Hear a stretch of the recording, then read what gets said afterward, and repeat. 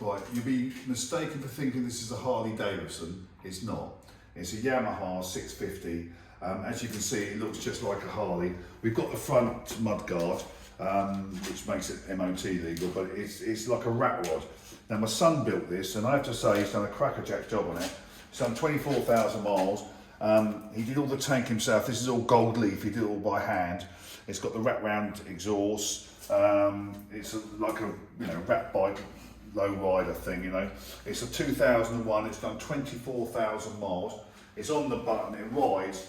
Mate, it looks better than the Harley, and it's priced at 2,995. Yeah, 3,000 quid. It's such good value for money. It sounds good. It's got the slash pipes on it. It's got a pillion on it as well, as you can see.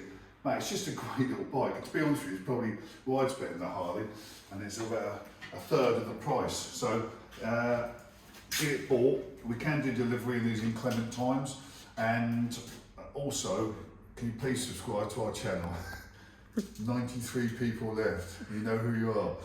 Thank you very much, and we'll do delivery as well. So it's 2,995.